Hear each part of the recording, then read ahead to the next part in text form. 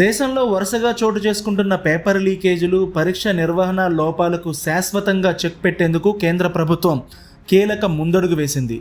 దేశవ్యాప్తంగా పరీక్షల వ్యవస్థను సమూలంగా ప్రక్షాళన చేస్తున్నట్లుగా ప్రధాని నరేంద్ర మోదీ కీలక ప్రకటన చేశారు.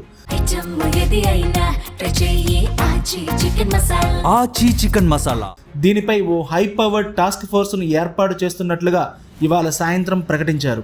ఈ అత్యున్నత టాస్క్ ఫోర్స్కు ఇన్ఫోసిస్ మాజీ సహ వ్యవస్థాపకుడు, ఆధార్ ప్రాజెక్టు రూపశిల్పి అయినటువంటి నందన్ నిలేకని నాయకత్వం వహించనున్నారు.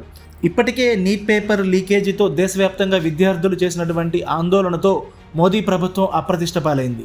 దేశవ్యాప్తంగా ఢిల్లీలో దాదాపు వారం రోజులు పైగా జరిగినటువంటి ఆందోళన వల్ల కేంద్ర ప్రభుత్వం దిగిరాక తప్పనిసరి పరిస్థితి అయింది.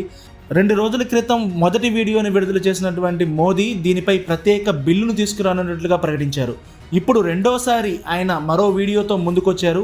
ఈసారి దీనికోసం హైపవర్ కమిటీని ఏర్పాటు చేస్తున్నామని, పరీక్షల నిర్వహణలో పూర్తి పారదర్శకత తీసుకొస్తామని, ఈ కమిటీ ఇచ్చే సూచనల ఆధారంగా తగిన చర్యలు తీసుకుంటామని, ఆధునిక డిజిటల్ టెక్నాలజీ, ఆర్టిఫిషియల్ ఇంటెలిజెన్స్ను ఉపయోగించి పరీక్ష లీకేజీలు జరగకుండా నిరోధించే విధానాలను రూపొందిస్తామని మోదీ వీడియోలో తెలిపారు. फ्रेंड्स, विद्यार्थियों के भविष्य के लिए भारत सरकार लगातार अनेकविध कदम उठा रही है.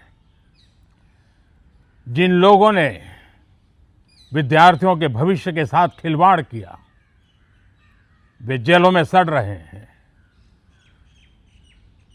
हमने फास्ट ट्रैक कोर्ट बना चुके हैं.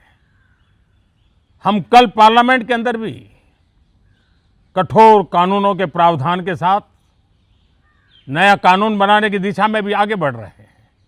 लेकिन हमें भविष्य के लिए सोचना है. हमारी परीक्षा पद्धति विश्वस्त हो, हमारी परीक्षा पद्धति ट्रांसपेरेंट हो, हमारी परीक्षा पद्धति में सबसे ज़्यादा अब टेक्नोलॉजी का उपयोग हो.